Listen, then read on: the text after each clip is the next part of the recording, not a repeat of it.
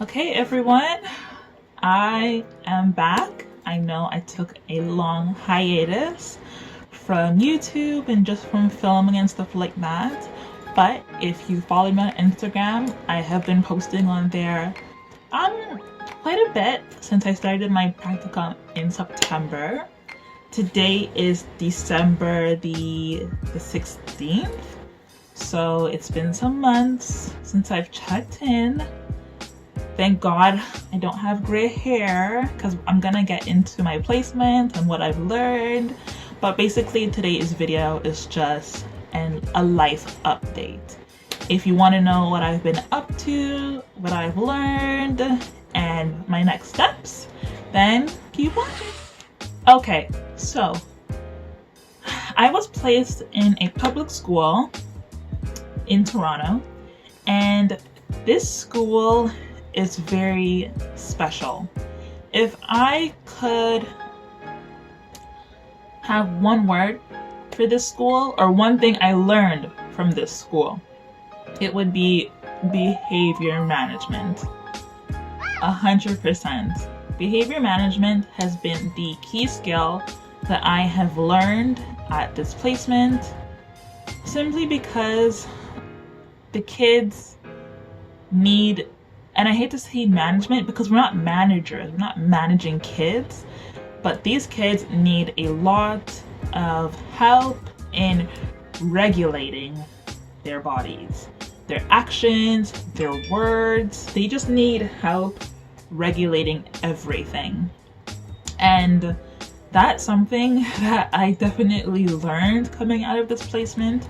It was a long and hard 3 months. Like, I'm not gonna lie, some days I wanted to cry. There were other days when I left feeling angry and belittled. And there were some days that I left feeling okay. Like, a little small victory was one that I could say, okay, you know what, I'll take it. Maybe the whole day went crazy, but this one period or this one kid I got to really listen and do this lesson, I will take that and I will cherish that moment.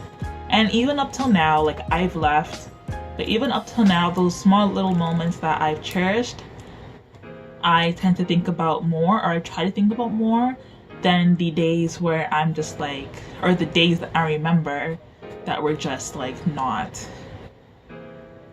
the best. One of the things I firstly want to share are the apps that I learned. I have my iPad here. If you guys haven't seen my iPad video, make sure you go out and watch it. But I learned some really cool apps and I've gotten to implement them in my placement. I'm gonna start with the first one. Maybe the most important one is Google Keep. It's a Google-based app, and here in Ontario and in Toronto, we use the Google Suite. So everything from Google Docs, slides, everything. And my teacher uses Google Docs every single day, and I actually learned this through one of my colleagues at my school about Google Keep. Google Keep is a really cool app. I'll show you guys hopefully you guys can like see the Google Keep app. I don't even know if it's showing up there, but maybe I'll just put a photo somewhere. The Google Keep app is really good for assessment. It's really similar to Seesaw. I don't know if you guys know Seesaw, but Seesaw is an app that lets you take a picture of something and upload it to the app, and you can label the kid's name on it. You can write a little title about what it is. It's really good if you're in kindergarten because a lot of their work is not like written. So because you're doing like a lot of play and a lot of learning through play, you can quickly just take a picture, write them what they were doing. You can get them to even talk like, oh, I was learning about this, this, and this. And then you can always refer back to it when you're writing your reports and stuff like that. So that is one thing that we learned. Seesaw is not I don't want to say allowed because I'm not sure if some teachers still do use it, but it's not intended that we use it anymore because of privacy issues. So because the City of Toronto, or not City of Toronto, but TDSB uses the Google Suite, Google Keep is like included in that, so it's like perfectly good to use. So yeah, Google Keep, I don't open it because one, on my account, personal stuff is there, and then on the school account that I still might even be able to log into, there's like kids work and stuff on there, so I don't want to open it and like show you guys that. But definitely there are videos on Google Keep and using it for assessment and everything like that. The second app I want to talk about is a math game. Now this game has been sweeping my classroom left, right, and center, and the game is called Prodigy. It's a math-based game, and basically they have little avatars and they get to dress up their avatars. See what it looks like. They get to dress up their avatars, they have a login so you can create like your class list, and they battle each other. So I don't know, like those nerdy games like World of Warcraft or whatever, where they can like, oh, okay, my friend is here, and they're literally playing with the people in their classroom, which is really nice. They say, okay, let's go to this world, and there's a monster, let's battle the monster. And then when they click battle, it opens up to like a math page, and they have to, let's say the question is 2 + 2 = whatever, and they have to put in 4, and if they get it correct, then it switches back to the battle scene, and then they shun like an attack to the monster, which was really cool. One thing I found though, I was in grade 3, is that some of the students didn't know what the answers were, so instead of trying to figure it out, they were just too hung up on the battling and getting to the next level that they would just bring their iPads or their laptops to the smarter kids and be like, can you answer this for me? And then get it answered and then go back to where they were just so they could beat that monster or get that weapon or level up. But overall, like, it was a great app. I enjoyed it. I didn't get to play, I don't have an account, but like I got to see many kids playing it, so I mean that was always good. Let's see, I think those are maybe the 2 apps that I would recommend that I really got to really use. Notability, again, something that I used a lot and I still continue to use. That's a note-taking app that you take notes with. Again, I have the Apple Pencil. If you don't have the Apple Pencil, invest in the Apple Pencil because it's really good.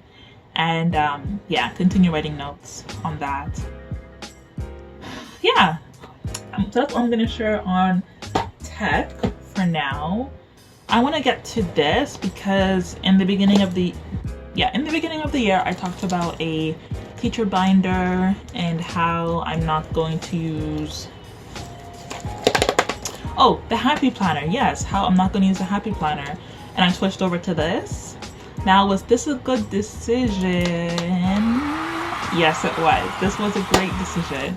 This thing was amazing, and I'm telling you right now, when you walk into the classroom, me and my teacher had the same thing. We both had binders with our planners in it. We would sit down and plan together. Like, I don't even know if I have, oh good, I do. I'll show you like a sample plan that me and my teacher did. This is like the first week or yeah, like basically the first week of school.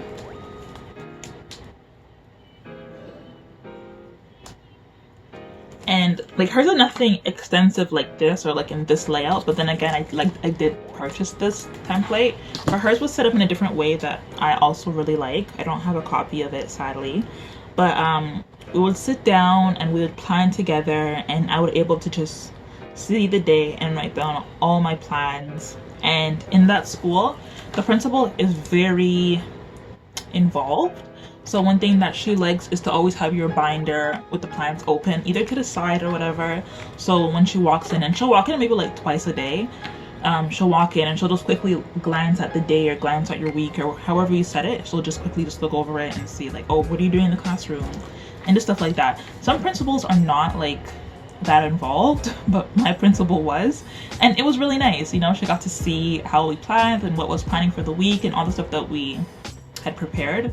So leaving your binder open to everyone, you know, like it's not a secret, like, oh, I'm not gonna keep this a secret, I don't want anyone to know what I'm gonna plan for the kids. Like, leave it open, let them glance at it, and it just shows that you're prepared and organized. So this was a great investment. I used, along with the weekly lesson plans, I used the calendars. The calendars came in handy. The notes, it came with this page that allowed you to like add notes for your meetings. Whenever I'll meet with my AT, I would add that. Oh, and then one thing that I also found valuable was getting these dividers. So like in the whole binder, the binder and the dividers that I had, and honestly, investing in a plan book and a happy planner, I would choose the plan book. It was a way better investment. It made more sense than the happy planner. I was just able to overall do more. So definitely get one of these. This is something that's gonna help you in the long run. Lastly, the last thing we're gonna talk about is behavior management. My school needed a lot of behavior management. So one of the things that we had to do from the start, and our principal talked about this, they said, cover the curriculum. Pretend you don't know anything. Don't teach anything for a good month. Focus on the kids. Focus on the whole child. Find out about their backgrounds. Find out about their living situations. Find out about their parents. Find out more about the child than just them in school, because a lot of the times things that get in the way of these children succeeding is what goes on at home, and literally what goes on as soon as they walk out of your classroom. And we found out a lot of the stuff the hard way. You know, we found out that some parents weren't involved, some weren't, a lot of them weren't. A lot of them came from like low income housing, which wasn't that great. A lot of them came from like single family homes, and that single guardian was working maybe like 2 jobs, you know, so they weren't even with the child half the time, you know.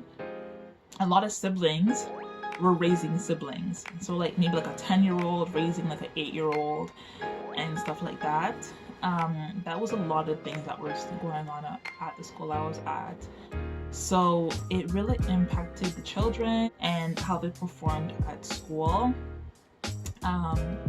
So building classroom community and doing that is one thing that I would also suggest. One thing that we used to do, or that I did when I was there, was do the morning news. And the morning news is it's like a activity that you can do. A lot of teachers do like morning message in kindergarten, and the message is already there. The teacher comes in and writes it down. Great, cool, it looks pretty, great. But the morning news is something that the children are saying. It's coming from them. The news is coming from them. So let's say it's a Monday morning, 9 o'clock. Okay, so I'm on the carpet, and you'll be like, okay, what do you want to share? And whatever kid raises their hand and wants to share, they will share what they did over the weekend, or what's coming up, or something that they're excited about, birthdays, toys, Christmas, whatever. And me and my AT found out a lot about the children that way, and some of the stuff they were involved with. We found out that some of them were involved in like extracurricular activities. We found out some of them weren't.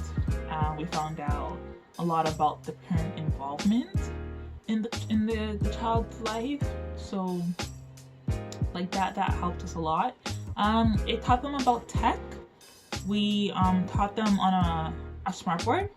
So we would type it up on the smartboard, and then at the end we would like read it together, which was really, really cool. One thing, or the last thing, because I don't want this video to be super long, but the zones of regulation.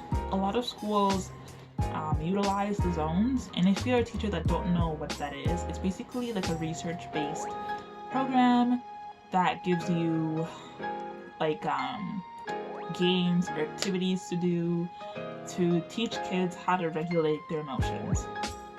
Now granted, my kids didn't like the zones that much, they didn't find it that useful, but I think if you're in like a regular school setting with kids that are not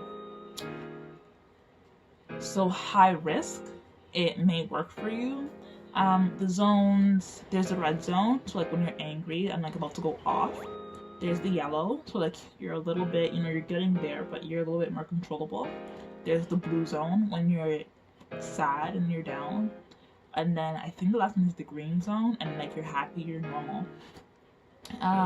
In my classroom we had like a calming center, so there was like a chair and like some shelving where there was like toys in there that the kids could use to calm themselves down, and my kids just used it as a socialization area where they would just take the toys and throw it at each other or throw it across the room or everything but calm down.